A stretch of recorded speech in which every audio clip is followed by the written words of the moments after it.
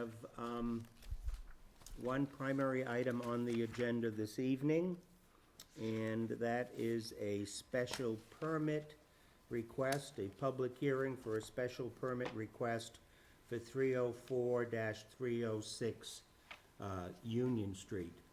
This meeting is being broadcast live and on tape by WACA-TV, our local access cable channel. At this point, I would ask if there is anybody else in the room who is taping us either via video or audio means to please indicate now. Let the record show that nobody indicated or replied in the affirmative. Let me read the public notice that was published in the Metro West Daily News concerning this special permit application. The Ashland Zoning Board of Appeals will hold a public hearing on Tuesday, February 11th, 2020 at 7 p.m. in the Board of Selectmen Meeting Room, 2nd floor, Ashland Town Hall, 101 Main Street, Ashland, Massachusetts, to hear the petition of Hannah Paramandam, and I apologize if I mispronounced the name, and Maxwell Ranjan David, requesting a special permit per Chapter 40A, Section 6 of the Massachusetts Zoning Act, and Chapter 282, Section 3.0, parenthesis, principal use regulations, close parenthesis, and 9.3, parenthesis, special permits, close parenthesis, of the Ashland bylaws to allow for the conversion of a two-family dwelling to a four-family dwelling. The property in question is located at 304-306 Union Street, Assessor's Map 20, Lot 026, in the Neighborhood Commerce Zoning District. Parties wishing to be heard on this matter should appear at the time and place indicated above. Case number SP2-20. Materials may be viewed at Town Hall during normal business hours or at www.ashlandmass.com/751/5824/SP2-20-304-306 Union Street. For more information or to submit comments, please contact Emma Snellings at 508-532-0100, extension 7930, or at esnellings@ashlandmass.com. John Trefethen, Chairman, Ashland Zoning Board of Appeals. The way the hearing will work is we will start off with a presentation by the applicant. There will then be questions by members of the board of the applicant, and the matter will then be open for public comment, and anyone who is present is welcome to step forward to the microphone and state your piece. I will say that prior to tonight's hearing, the planning department and the board did receive a number of communications via email. All of those will be entered into the record this evening.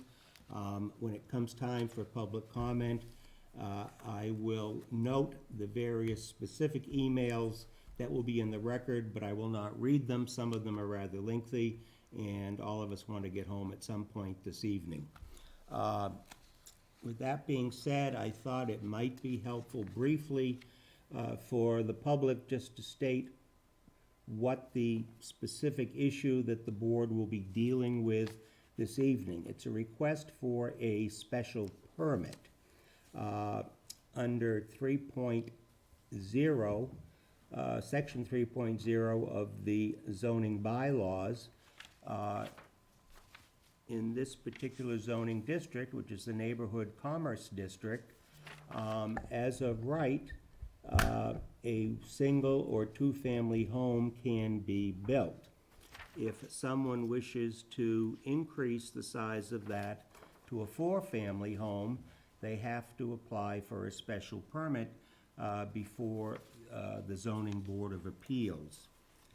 In this particular instance, as I'm sure everybody in this room knows, the home that was on, or the building that was on 304, 306 Union Street was destroyed by fire within the last couple of years. Destruction by fire is deemed to be a catastrophe under the Ashland bylaws, and section 3.3.7 provides as follows. Reconstruction after catastrophe or demolition. Any non-conforming structure may be reconstructed after a catastrophe or after demolition in accordance with the following provisions. A, reconstruction of said premises shall commence within 2 years after such catastrophe or demolition. B, buildings as reconstructed shall be located on the same footprint as the original non-conforming structure, shall be only as great in volume or area as the original non-conforming structure. C, in the event that the proposed reconstruction would A, cause the structure to exceed the volume or area of the original non-conforming structure, or B, exceed applicable requirements for yards, setbacks, and/or height, or C, cause the structure to be located other than on the original footprint, a special permit shall be required from the Board of Appeals. It says prior to such demolition, but in this instance where there's been a fire and a catastrophe, that particular qualification is deemed to be not applicable.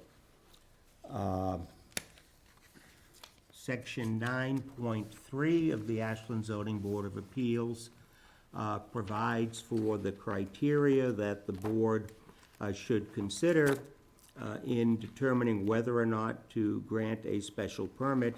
And I'll just read very briefly. Section 9.3.2 provides that special permits shall be granted by the special permit granting authority unless otherwise specified herein, only upon its written determination that the adverse effects of the proposed use will not outweigh its beneficial impact to the town or the neighborhood in view of the particular characteristics of the site and of the proposal in relation to that site.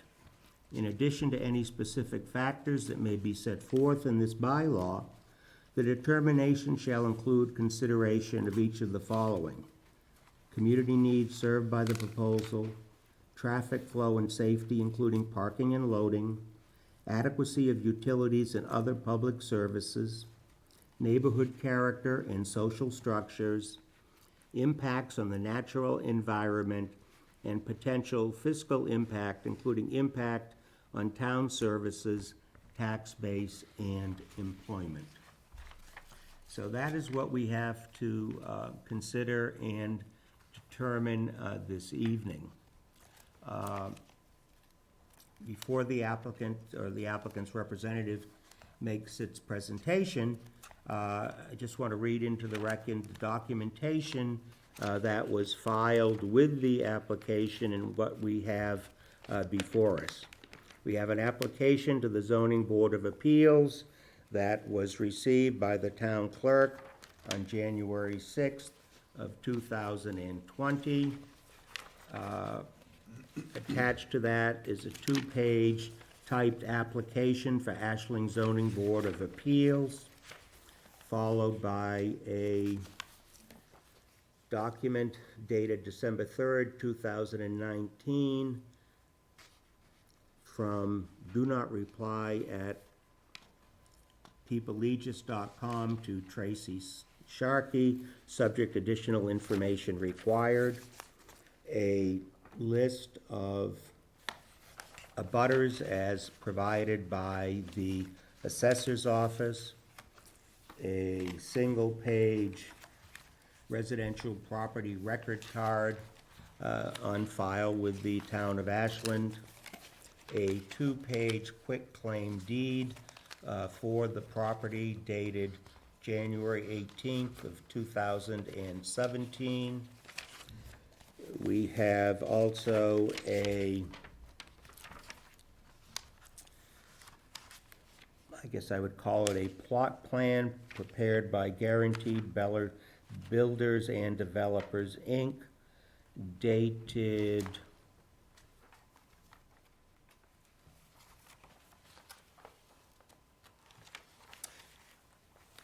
I don't see the date regularly, but it's the one that was attached with the filing of the application. And that was prepared by David E. Teachout, a licensed professional land surveyor. Also attached is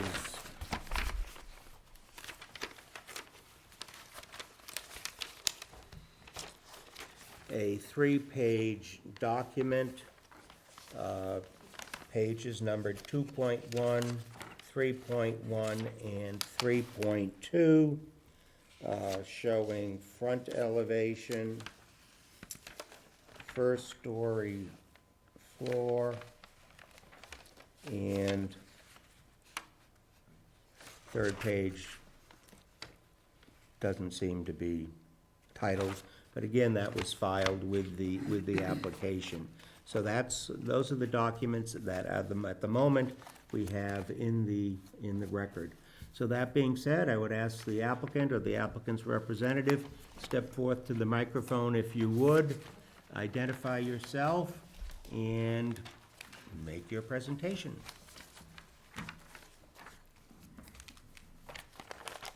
Thank you, Mr. Chair, members of the board. My name is Attorney David Click. I represent the applicant, Hannah and Maxwell David. I do just want to suggest or state to the board that Mr. David was unavailable to make this evening, although he intended to be here. He just had a work conflict. I'm here also with Karen Keegan. Oh, he is here. Oh, okay. I'm also here with Karen Keegan of Guaranteed Builders and Developers, who is the builder for this project.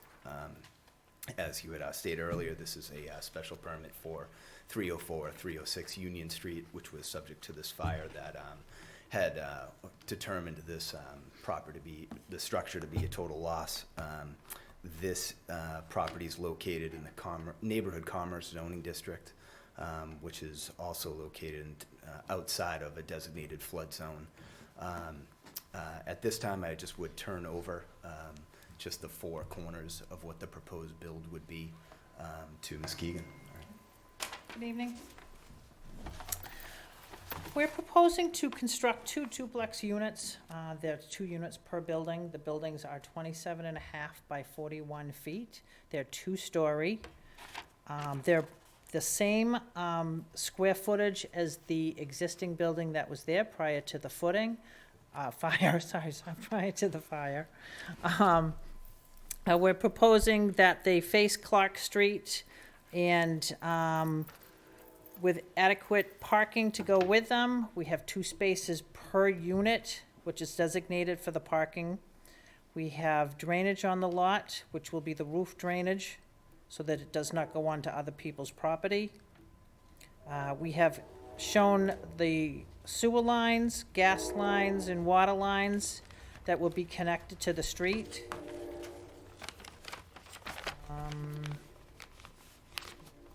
We meet the current setbacks. We have a proposed, an existing house on the lot that is from the assessors map, because we have no determination of where that foundation was. Does the board have any questions?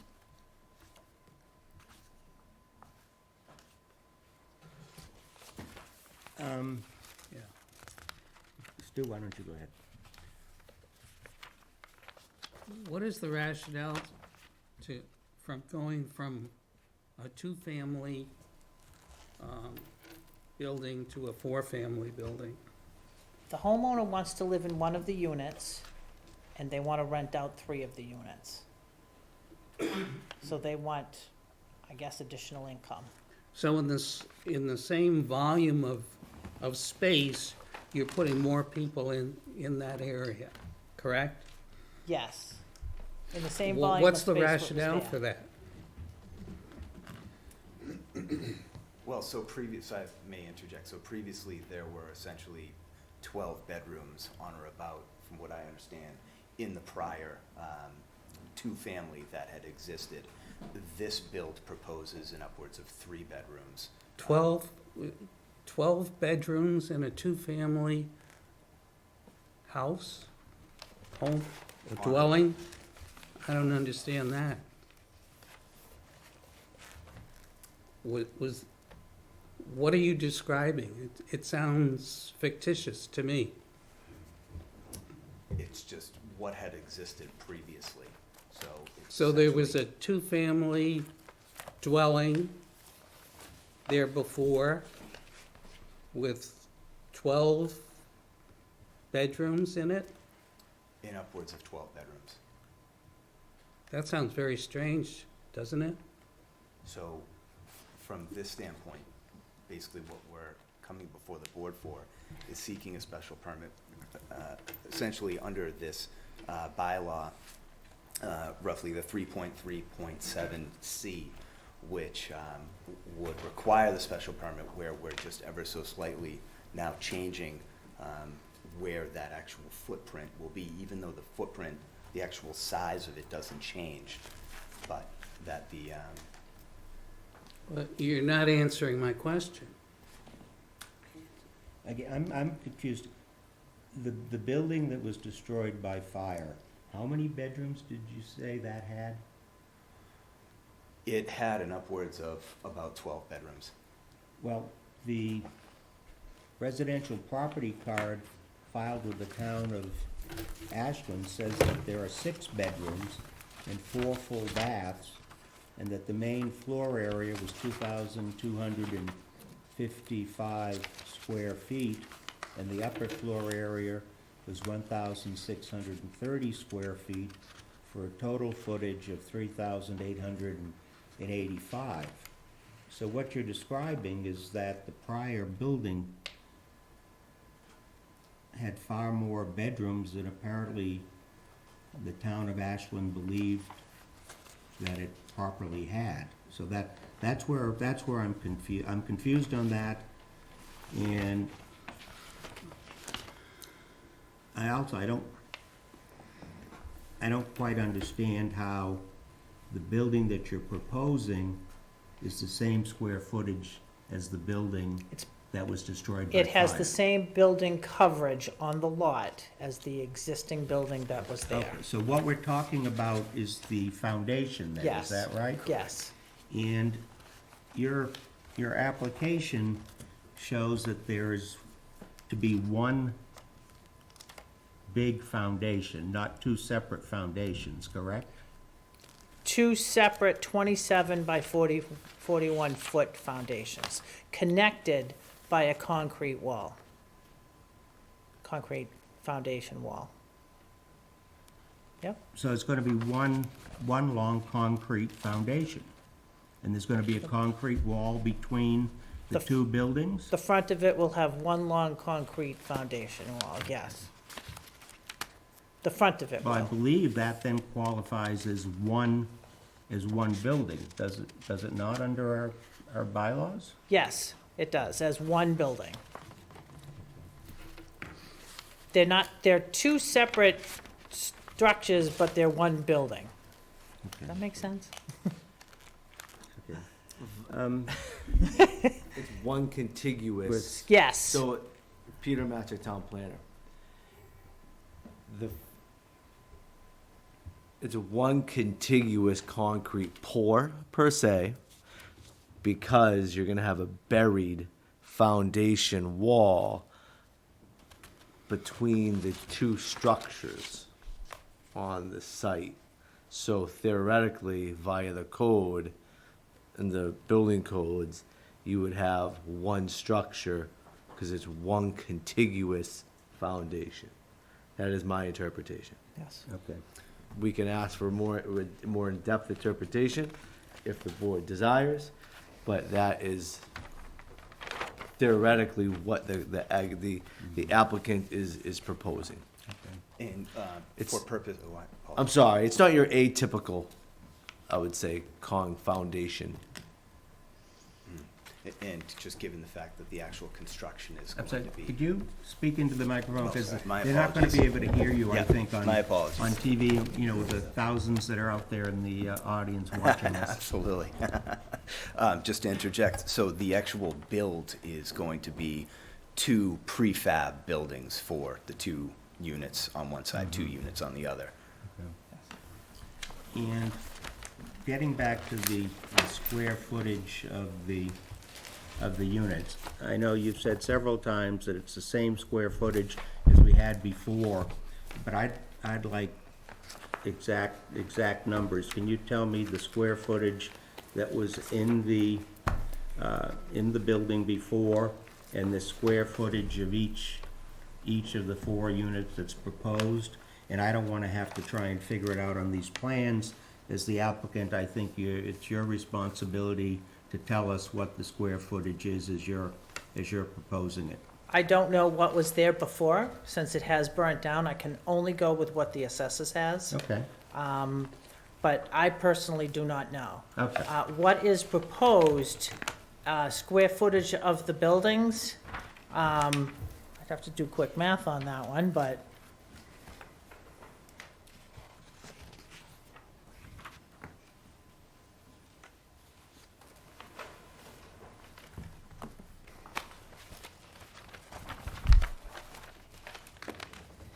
each unit will have 2,255 square feet of living area.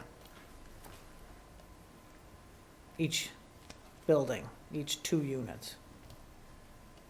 So that would be multiplied by 2. I'm sorry, each would have 2,255 square feet, and that's multiplied by 2, well, 2, 2. which would be 4,510.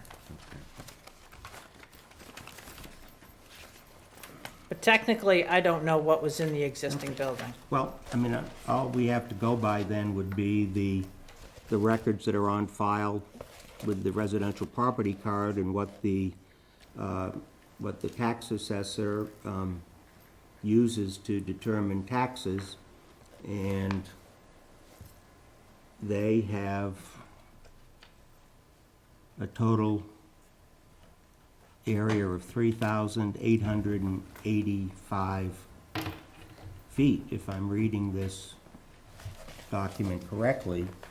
So it would sound like we're around 600 square feet larger than what was there previously, if my eyeball math is correct.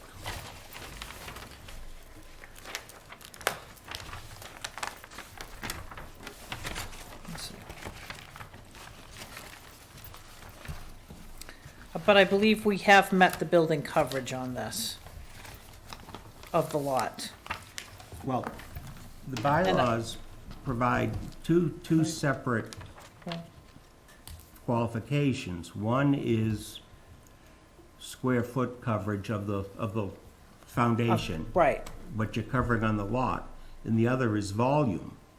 And by volume, I take it to be the square footage of the units that are proposed to be built on this foundation. And by volume, you're probably 18% approximately over the volume of the prior building. And I guess, unless you can show me that my math is wrong, or that my analysis is wrong, and it would not be the first time that someone's been able to do that, but I think in this case, I'm correct. I'd like to hear some reason why this is going to be meet all of the qualifications of the section 9.3 that we have to consider.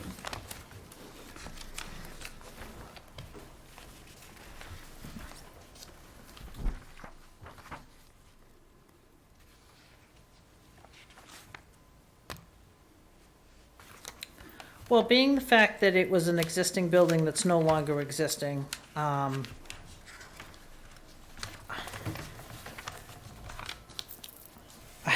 I don't know how I could dispute the building volume or the square footage of the existing building, as far as what's going to be proposed. I think that we can only use what's on the assessors, but then again, it's only to the nearest foot. And, you know, I don't But- know. I don't know how accurate is that? I don't know how accurate that is either. Well, I'm going to assume that we're not 600 square feet off. Yeah. We're not talking But about a foot or two here. We're talking about approximately 600 square feet. No, sir, the difference is 425, and 425 divided by 3885 comes to 10.9%. I'm sorry, and you are who, ma'am? I am Hannah. If you come up to the microphone, if you're going to speak. So 4510 minus 3885 is 425. 425 divided by 3885 is 10.9%.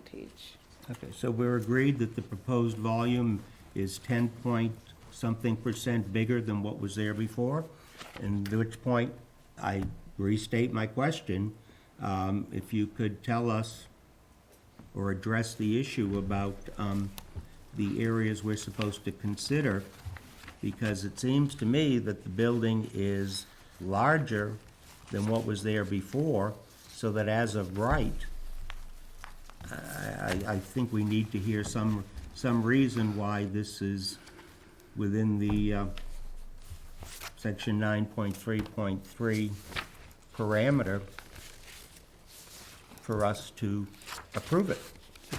And Mr. Chair, just to respond, I guess, in going down 9.3.2, the six-part criteria, if we look at the community needs served by the proposal, I think we can all agree that there is right now, not that large of an inventory of new construction where people are looking to make purchases, especially for new construction, and adding 2 additional units, 3-bed units for small residential family could be a benefit to the community. In terms of the traffic flow and the safety, this is along 135. All of the parking would be concentrated along Clark Street. We have, as of February 5th, we had an abutters meeting, or I called an abutters meeting for everyone in the community to come out and to give us any ideas or concerns that they may have. And one thing that came up was with regards to parking. What is required under the bylaws is that per each unit, there's supposed to be two cars, or allowed 2 cars maximum per parking lot, or parking a driveway. We have what we believe is a plan that incorporates that along Clark Street at this point, but we also feel as though the back southern portion of the lot allows for further additional adequate parking, which is actually over on this end of the lot, this being 135 Clark Street. So do you calculate that you need 8 parking spaces for this proposed dwelling? Just stating per what the bylaw says. However, obviously, with any special permit, for a grant, we are willing to hear willing to hear the board's concerns on whatever conditions, restrictions there may be. However, I do submit that there, just given the fact that there is this back lot area, where right now there is an existing curb cut with there's an existing pavement driveway that would allow access onto the property for additional parking, that there wouldn't be any sort of negative effect in terms of... So with your plan, how many parking spaces are you providing? There would be 8. 8. As it stands, there would be 8. And where are they located? They would be located along Clark Street. There's So they're on Clark Street, but not on the property? well, No, they're on No, the they're property, they're they on the exit property, but onto they're it. off of Clark Street. There's Apologize. four 20-foot driveways for each unit coming off of Clark Street. right. That would incorporate for 2 cars each. And what about this additional lot? What are you talking about there in terms of parking? Well, just essentially that it would give us, in the event that there was a proposed additional visitor parking, something to that effect, for maybe an upwards of 2 parking spots, as well as outside of the parking, in addressing a butter's concerns with regards to trash, and that this extra space in the back could allow for an extra portion of it for trash, for a container for trash. That there wouldn't be, in terms of, because what I anticipate is that there were some concerns from the abutters that there was. So you determined through this meeting that you held with the abutters? You mentioned a meeting that you called. Yes, for on the February abutters. 5th, yeah. How many people attended that? There were 3 people who attended this. And yes. those 3 people offered the suggestion that you should have space for additional parking and for rubbish? No, no, just in terms of what their feedback was, What was bringing- their feedback? The feedback was essentially that they had concerns with regards to trash and with regards to where parking would be designated on the property. So in order to address that, we have here on this build designated parking spots for 2 cars per unit, coupled with, in the event there is space for in upwards of potentially 2 visitor spots, while also incorporating an area in which to have a place for all units to deposit outside trash. But going back to traffic flow and safety, no cars will be backing into Union Street. It would essentially be backing onto Clark Street, and I would submit that the addition of 8 vehicles coming from this property would not be a remarkable addition to what the present traffic is along Union Street today. If you have 3 bedrooms and only space for 2 cars, what is the plan if there is a third car from the occupant of the 3rd bedroom? So the leases that would come with these 3 rentals would be just a requirement that there's only 2 Okay. vehicles per unit. Okay. Yeah. With regards to the Yeah. utilities, Okay, go ahead. with regards to the utilities and the public services, they would be the same town services that have access or that have serviced this property previously and were there during the fire. With regards to the neighborhood character and other structures, my understanding is there are other similar structures that, or buildings that are multi-unit dwellings or an upwards of 4-unit dwellings in the area. So this wouldn't be a large deviation from what's presently within the 4 corners of this neighborhood along Clark Street, Union Street, and the surrounding area.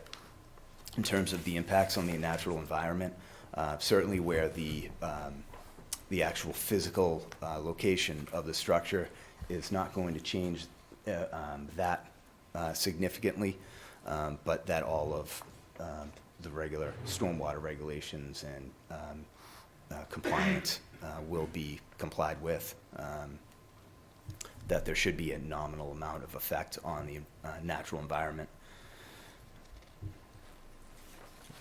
You know, we started to ask you questions. I want to make sure you had an opportunity to complete your presentation before we started asking a lot of questions.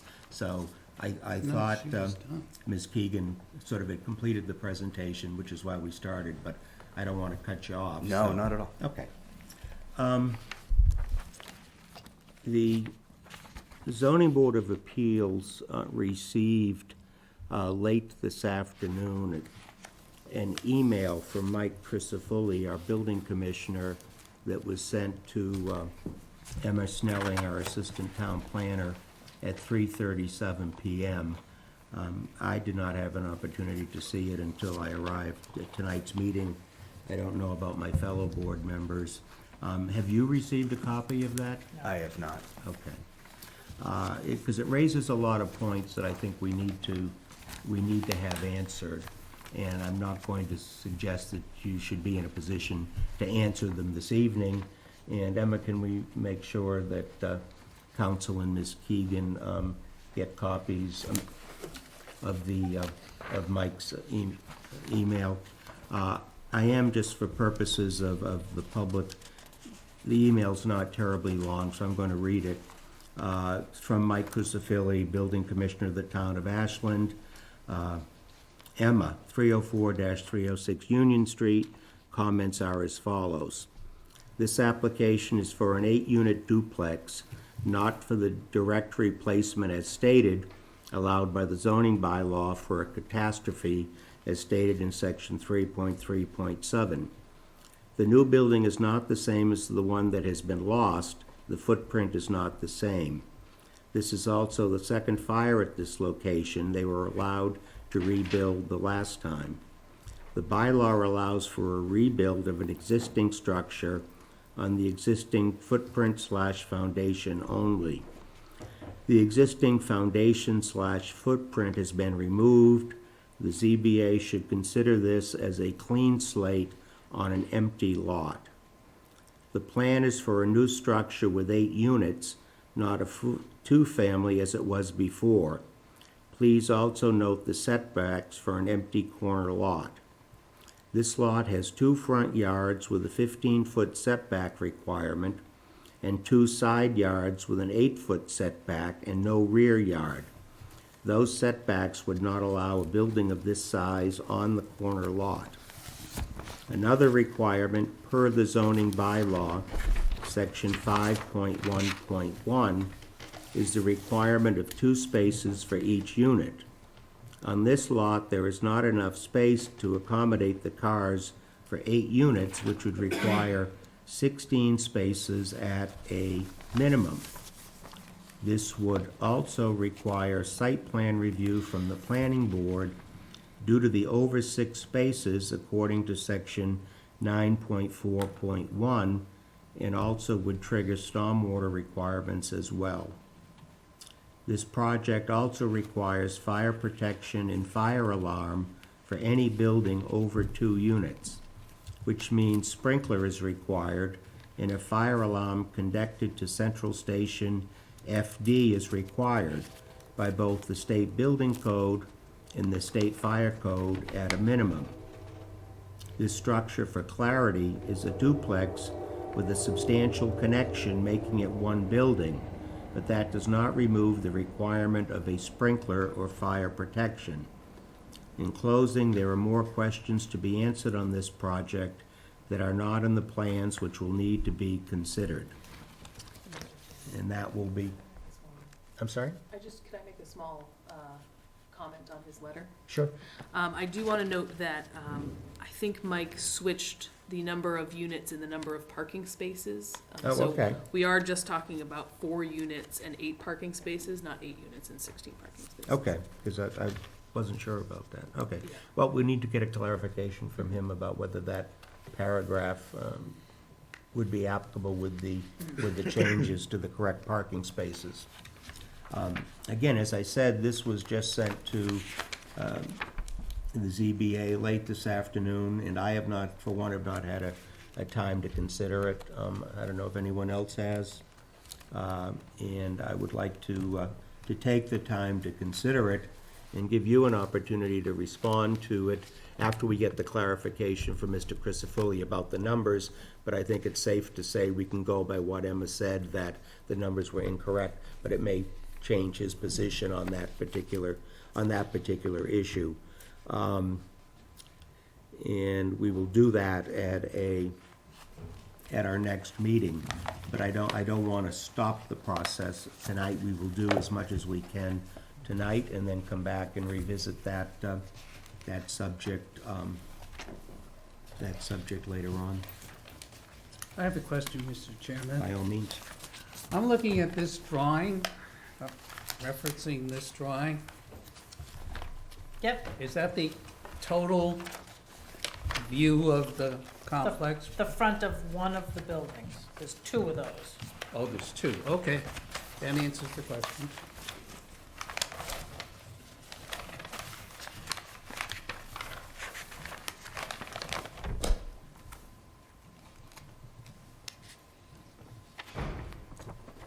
And in the neighborhood commercial area, the height limit is 30 feet, and am I reading correctly on Plan 2.1 that the height is 29 feet, 11 and 3/16 inches?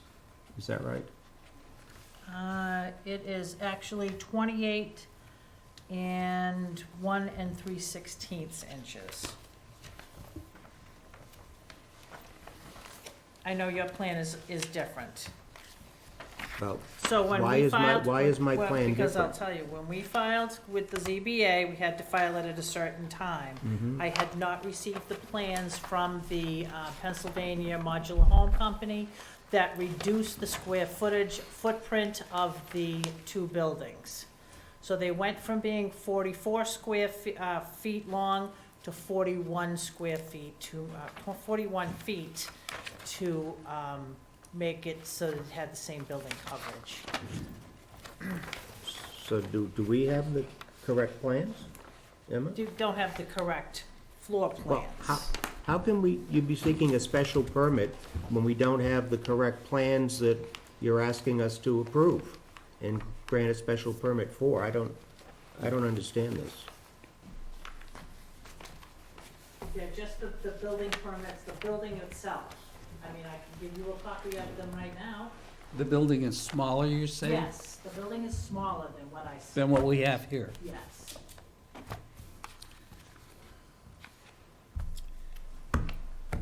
Well, it'd be nice to have the right. Yeah, plans. absolutely. I mean, we're working on a set of plans and making determinations based on that, and those aren't apparently the plans that you're seeking to go forward on. We need to see those, the public needs to see those, and I can submit a set of plans. please do so, and with enough copies so that all four members of the ZBA can receive them. Yep. Thank you. And a PDF copy Yes. to me.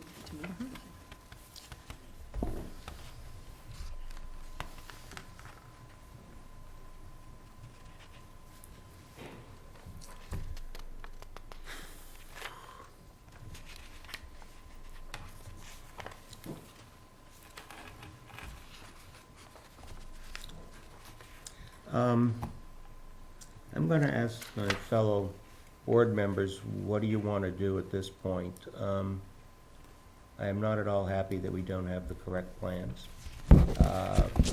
We have a large number of public here, and I'm going to assume that some of those may wish to comment on the project. The new plans change the dimensions somewhat, but don't change the concept of 4 units and the Right. foundation Right. the same, et cetera. Okay. Now, I recall reading somewhere in your,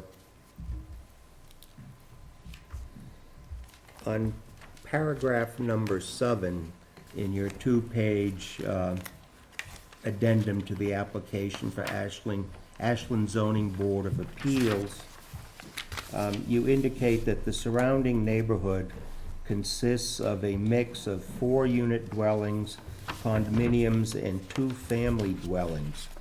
Can you point out for us which dwellings in the surrounding area are 4-unit dwellings? Because that obviously is what you're seeking to do, and one of the Hannah issues knows. we have to determine as to whether or not the project is consistent with the neighborhood. And So with regards to, and from, Hannah, if you could please chime in. understanding is that, Can you numbers- speak up, please? And to Yes. into the microphone again, Sorry. thank you, sorry. I don't mean to, I'm not trying to get. That's all right. My understanding is that 348 Union Street, 311 Union Street, 313, I guess in coordination with one another, 311 through 317 Union Street. 319. 319. So 311, 313, 315, and 319. At least just in the immediate area. Okay. However, I guess just to mirror what you mentioned, Mr. Chair, it may make sense to have a continuance in order to address if the board has questions in front of us that we could field now, that's great. We could also follow back up once we've had the ability just to view what the other comments were that were submitted to the board. Have you received any of the emailed comments? No. No. No? I mean, I think just as a matter of procedure, when there's an applicant and email comments are coming in, we should email them to the applicant so they have an opportunity to see what they are and be able to prepare a response. I know on occasions we've done that, and I think that's just a matter of good policy and fairness, that you have an opportunity to see what the comments and concerns are. Any further questions at this time? We're going to come back. Yeah. The building commissioner's letter states that anything over 6 parking spaces, according to 9.4.1, item number 7, all applications for building permits including 6 or more parking spaces, unless a site plan and design review have been endorsed by the planning board after consultation with other boards, departments, and committees, including but not limited to the following: Inspector of Buildings, Board of Health, Board of Selectmen, Town Planner, Town Engineer, Water and Sewer Commission, Town Manager, Conservation Commission, Highway Department, Fire Department, Police Department, and Technical Review Committee. No building permit shall be issued for the construction of any of the above without site plan review approval and design plan approval. So just to speak to that, Yep, yeah, please do. Town planner, Peter Matchik, typically this is a use special permit, and so site plan review, if necessary, will come after the special Special permit. permit is, But the special if permit it's granted. would be granted Okay. Before they go do this part. before they would go through that process. Okay, good to know. I think, that's where it kind of comes down to within the process or the timeline of permitting. Because it is a use special permit, that obviously this would have to happen first prior to a site plan approval. If it were to move forward and site plan approval was necessary, then it would take those steps through the planning board, as any typical development would happen, would go through within Ashland. Okay, thank you, Peter. I have a question. You're proposing that this establishment be for 4 families. The owner of the property would occupy 1 complex. So that means the other 3 spaces will be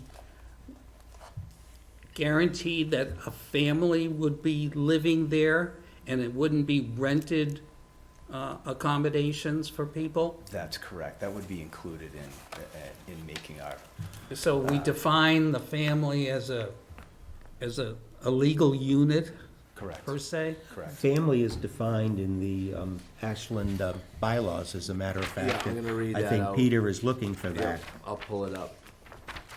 This is a point of conversation.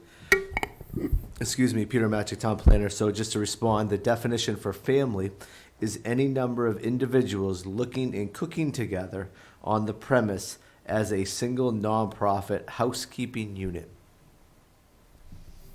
So So that's the That's- town's definition of family. that's not my definition of a family. I- I'm glad that I'm glad that, so you're gonna have, so who's gonna coordinate all these strange people trying to Well- find living accommodations there? So part of the process of finding these essentially targeting families would be through the leasing process.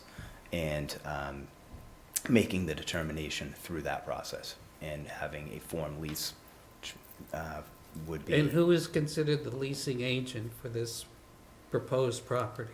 Well, no leasing agent's been determined yet. It's just that a form lease would be created, and So that's yet to be determined?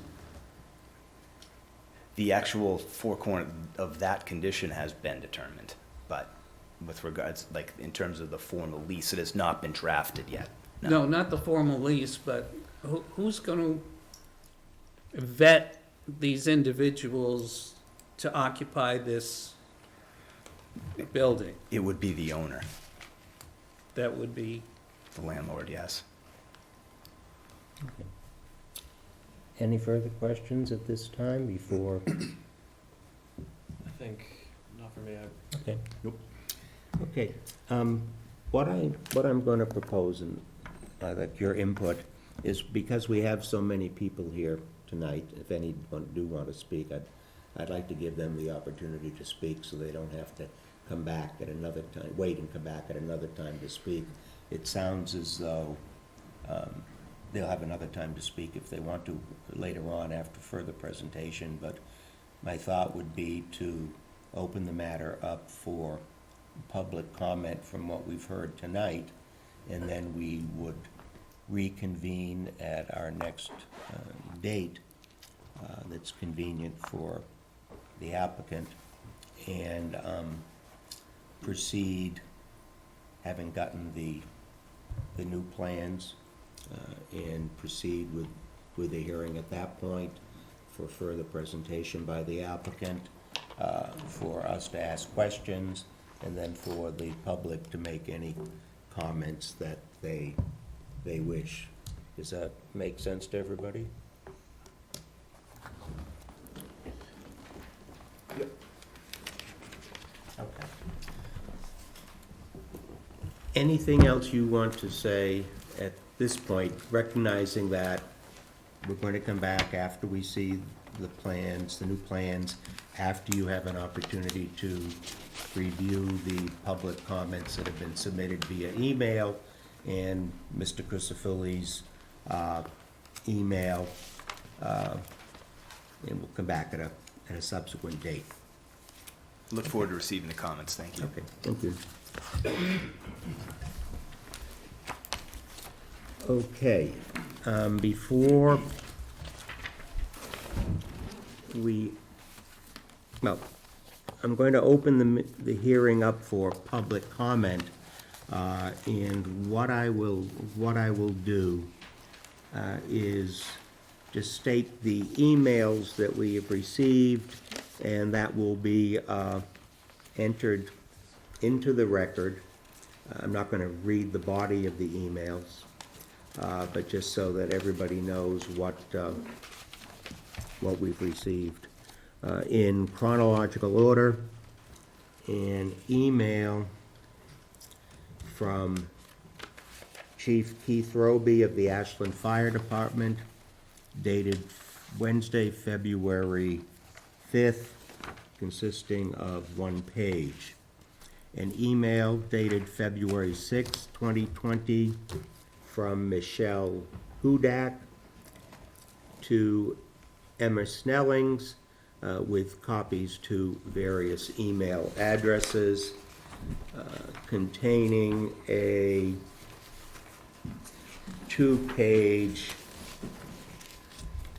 document. To whom it may concern, the undersigned opposes the special permit with 304, 306 Union Street to double number of units in the lot from 2 to 4, and it contains the signatures of, I believe it was 37 people.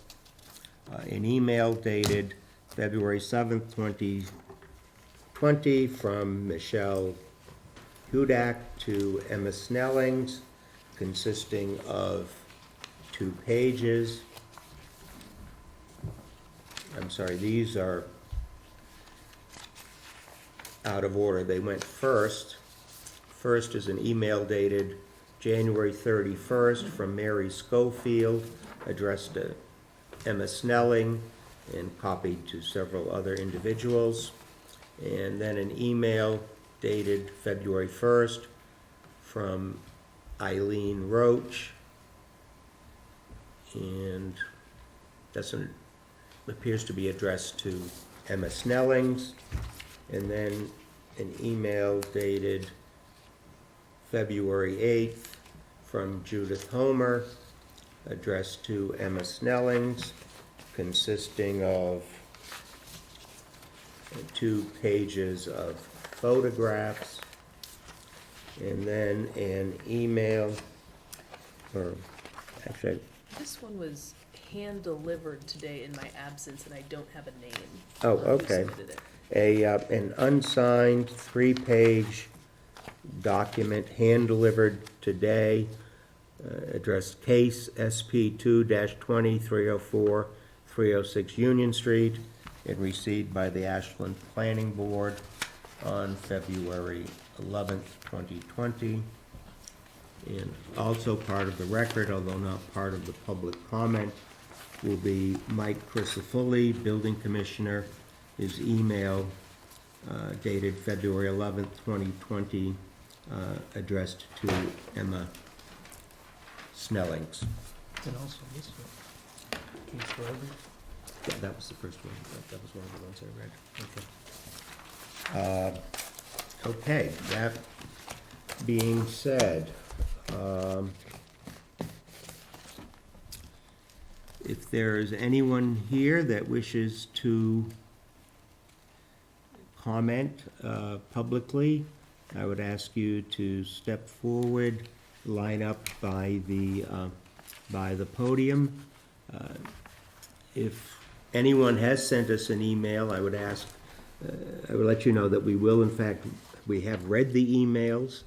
We will consider the comments in the emails in our ultimate deliberations, so that you need not repeat everything in your email, although you are welcome to if you wish. That being said, is there anyone here who wishes to comment publicly tonight, recognizing that you will have an opportunity to comment additionally on other matters that come up at the next meeting? Anyone? Okay, if you just please, step over, line up, whatever order you wish, and go from there. And if you just start off by identify yourself by name and address, and address the board and not the applicant or the applicant's representative, if you'd be kind enough. If you have questions, address them to me, and I'll address them to the applicant. My name's Mary Schofield. I live at 8 Clark Street. I live there with my husband Keith, and we have 4 kids. So one of my concerns is with traffic flow and safety.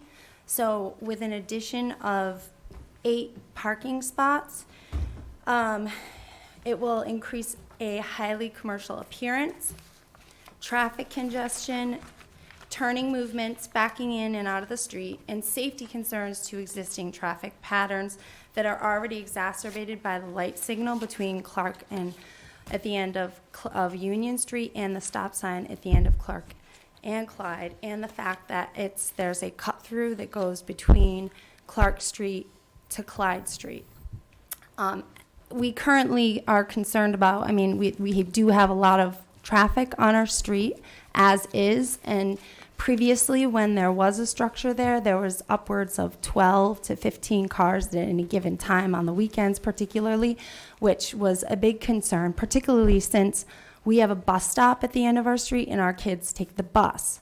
So all those additional cars we fear will put the kids that go along Clark Street, there's several of them that take the bus there and walk to and from school, and along Union Street. It's already a kind of dangerous intersection there. I had to call the police one time because there was a near hit of a young boy at that spot. And so my husband and I are very concerned that all of these extra spots, along with guest parking, is going to cause an unsafe situation.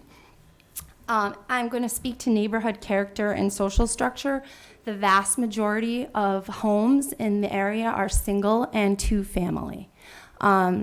We are living at a single family home, and many of the homes along Clark are. There are some two families, and we do not object to a two-family being built, but a four-family seems excessive. We also have concerns about the impacts on the natural environment. The parking area will increase impervious area, so there's going to be a lack of drainage. The number of cars will increase urban pollutants and increase runoff in the area. It already has a problem with draining. We have a big flooding problem that comes right down the street during big rainstorms and floods into our yard. So we are fearful that that will become even worse.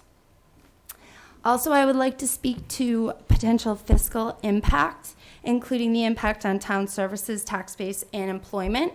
Four-family housing is going to contribute to, if they are families, will contribute to school-age children in excess of the tax revenue that's generated. So those are things that I did not speak to in my email. I voiced other concerns, but this is things that I did not email. So are there any questions or? I have a question. Sure. Currently now, is there any overnight parking on Clark Street? I mean, There There's no regulation against it. So everybody has driveways, and everybody's cars fit in their driveways, but there's no regulation against on-street parking, so there is occasional on-street overnight parking. it's occasional, yeah. Okay. And just for the public, that someone in the audience replied that there is no overnight parking restrictions on the street and that cars do occasionally park overnight on Clark Street. If I've accurately summarized what you said, and thank you. Any other questions for Ms. Schofield? No. Thank you very much. You're welcome. Hello, my name is Scott Howland. I live at 15 Clark Street. I am just concerned about what might be happening there based on what has happened in the past. The owners were living in the house and have been living in the house, and there have been 2 fires. There's been multiple cars parked up on the grass. I asked a question last week at the meeting that we were talking about, as far as how many people were living in the house, since it was only a 2-family home and they were living in one part of the house. And they said they had really no idea how many people were living there. Perhaps there were friends or family members living in the other side of the house that they weren't aware of. And I found that a little strange. As Mary said, there were upwards of 12 to 15 cars parked there.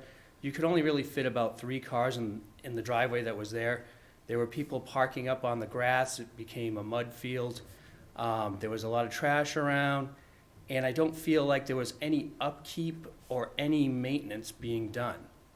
And what I'm worried about is it's sort of rewarding someone for that with more space to put people in. I don't know if it's going to get worse over there or not. I don't know, but based on what there was and the fact that the owners lived in the house, and you probably see from pictures probably somebody sent you there, how they could live there and let that go on and act like they weren't unaware of what was going on. So I'm just concerned about increasing the number of families that live there. So that's all I have to say. Any questions or? questions? No. Thank you very much, sir. I think. Anyone else? Michelle Hudak, 15 Clark Street. I write a lot, sorry about that.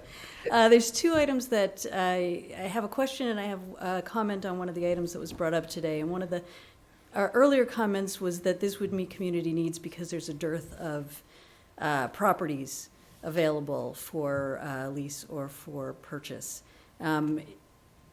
My experience in living in this town is that there's actually been quite a number of condos and townhomes and other developments in this town just in the past 2 or 3 years. I mean, if you go not a mile down the road to the MBTA street, they're not even done building up there. I believe it's 500 units. I don't really see how adding 2 to this building is going to solve that problem or substantially impact it in any way. It will, however, have an impact on the people who live on Clark Street for the many, many reasons I wrote about. The question I have is with regards to the parking, bylaw section 5, section 5, paragraph 1-4 speaks to when there are 8, where is it? Parking areas with 8 or more spaces. For parking areas of 8 cars or more, the following shall apply. The parking area shall not require backing on a public way. Every single one of these spots requires backing on a public way. There shall not be more than one entrance and one exit from such lots per 200 feet of street frontage or fraction thereof. If necessary to meet this requirement, you shall arrange for shared egress. This has 8 different entrances and exits. And specifically to the neighborhood commercial district, no such parking lot exclusive of access shall be located between the street and the front line of the principal structure or on the lot or within the required front yard. So it's a little confusing with this property as to what would be considered the front line of the principal structure. I would personally assume that where the doors are, which is all on Clark Street, would be the location. So I just wanted to question the applicability of this. It hasn't been mentioned yet today. It's obviously not in the plans. Am I reading this right? It's something that Mr. Crisafulli addressed in his letter, or in his email today, and it is an issue that we will ultimately have to determine Get clarification. in Just, clarification. Town Planner, Peter, if you don't mind, Chairman, just to jump in, I think a parking, we're talking about 4 driveways in a parking area. A parking area, in my eyes, through my professional work that I've done throughout my career, a parking area, 8 or more spots, is a parking lot in the sense of a commercial development, such as A.E. Shaw's parking, Shaw's Plaza has more than 8 spots in it. And so therefore, you would have to design a parking area which you cannot back out onto a way. I'm going to get some clarification from town council on her interpretation of this, but I just want to kind of tell the board that I think we're kind of cutting into the weeds a little bit, because it is not a contiguous parking area where there would be 8 or more parking cars. I'm sorry, parking stalls, parking spots, whatever you want to say, in a combined parking area, where therefore you would have for a development of mixed use and or commercial. The proposal at hand, we have 4 driveways which are assigned to each residential unit as proposed.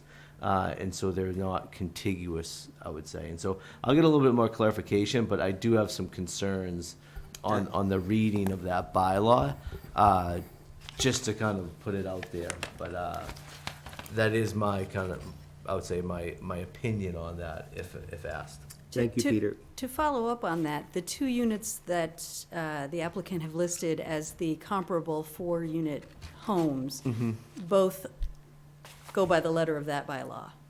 None of them have 4 separate driveways for their units. They all have 1 ingress and 1 egress. Where is this? I'm sorry. Across the street. Across the street on the other side of At the 311, the 309 to 315, and then the 348 A, B, C, and D. Yeah, so you're looking at next to Matarese and then I think 2 homes over from that. Okay, well, we'll take a look at it. Thank I think that's a good. I think it's something that the board and I have to take a look at as the town, and then obviously the applicant can take a look at from their perspective. Thank you.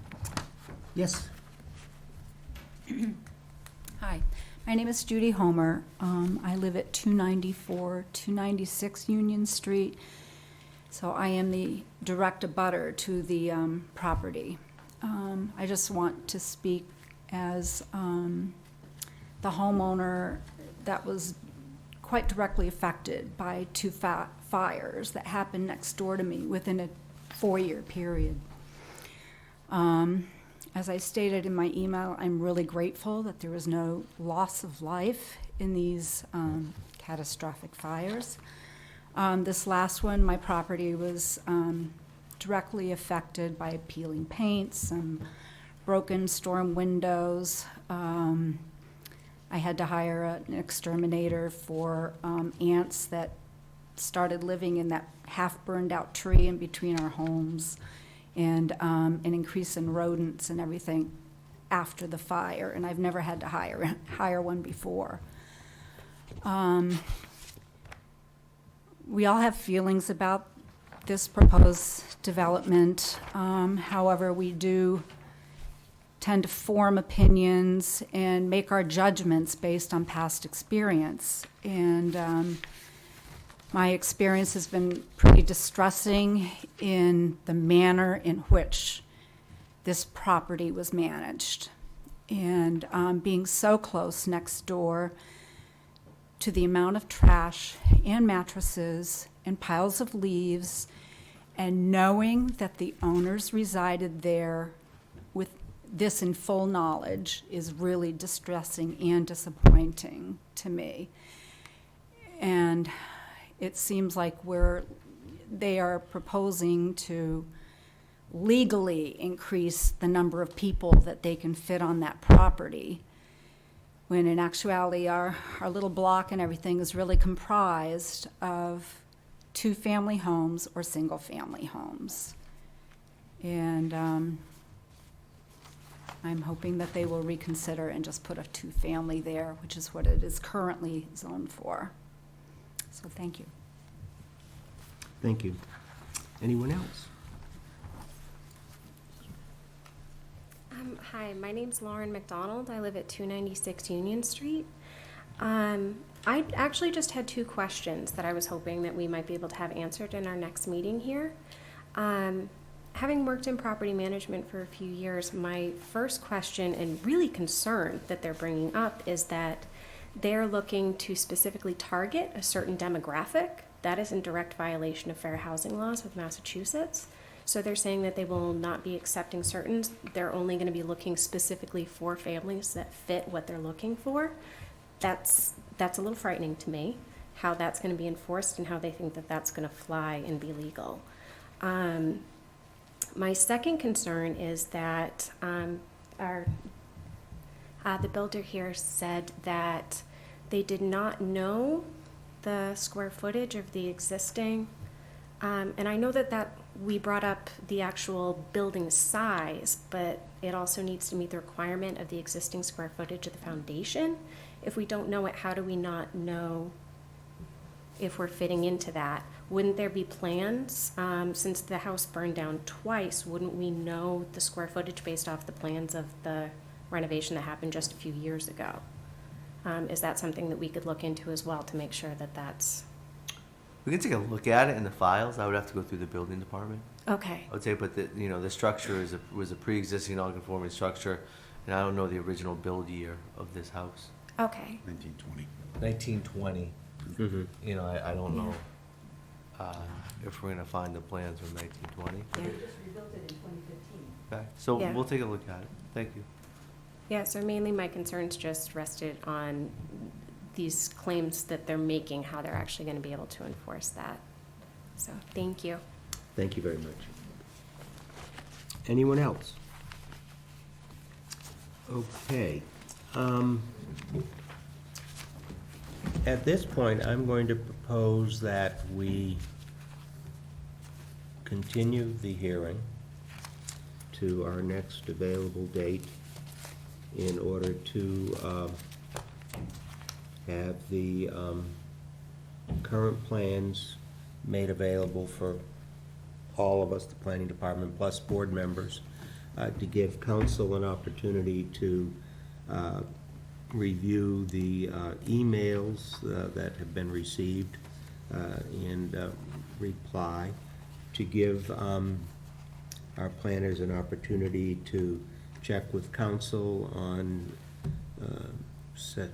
section 5.1, the parking issue, and also to see whether or not the building department has any plans that would be relevant from the most recent reconstruction.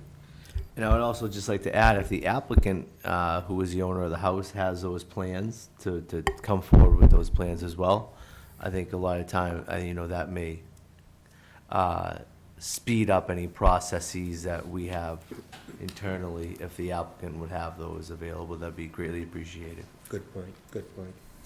And I think that was all the additional information we were looking for the next hearing. We typically meet on the second Tuesday of the month, which is tonight, and the fourth Tuesday of the month, which would be February 25th, if my math is correct. Is that a date when you would be available, counsel? Mr. Chair, what was the next date? I waited just for when you were going to talk to your associate there. February 25th, 2 weeks from tonight? Okay. February 25th, then, is there a motion to continue the hearing until Tuesday, February 25th? Can we hold off for just a sec? Oh, sure. Could we just run through the 6 things that we normally run through with the criteria that we have, which is pretty close to what's gonna happen? Because I think a lot of this already indicates a no vote in my. Well, I mean, that may be, but I would prefer to wait to get all the evidence before us before we start deliberations. All right. Is there a motion? Before we make the Yes. motion, I would like to maybe propose or have discussion that maybe the building inspector could also attend the February 25th meeting. That would be fine with me if Mike Is that, Mr. Christopherly can attend and Sure, I can help explain some Sure. of the questions. Yeah, as a town planner, I can request that. Okay, Thank thank you. you. No sweat.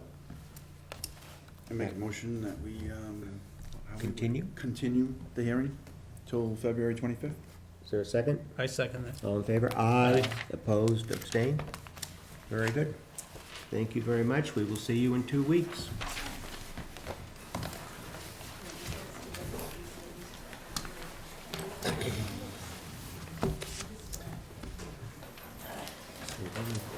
Here, here, and here.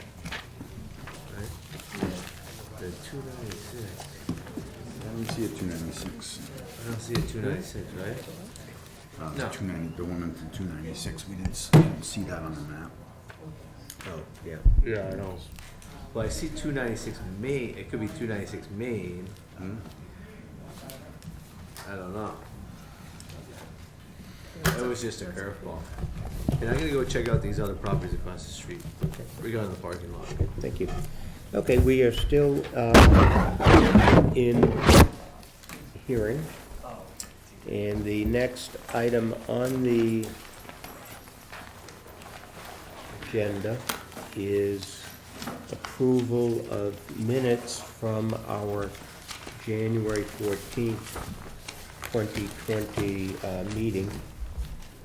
Emma had submitted a draft copy of that. The only correction I had was that it listed Peter as attending, and he did not attend that meeting, so I don't want to give him credit for it. Yeah. Were I there- didn't either. Were there any other changes? If not, a motion to approve the minutes as drafted with the exception of the removal of Peter's name, and Emma So- gave us a copy of the revised minutes tonight. So moved. Is there a second? Second. All in favor? Aye. Opposed, abstained? Okay. Is there any subsequent staff updates or administrative matters for us to consider? Nothing else in the pipeline as far as applications are concerned? Not that we're Okay. aware of. Then we will see everybody on February 25th. Thank you very much. Thank you, WACA.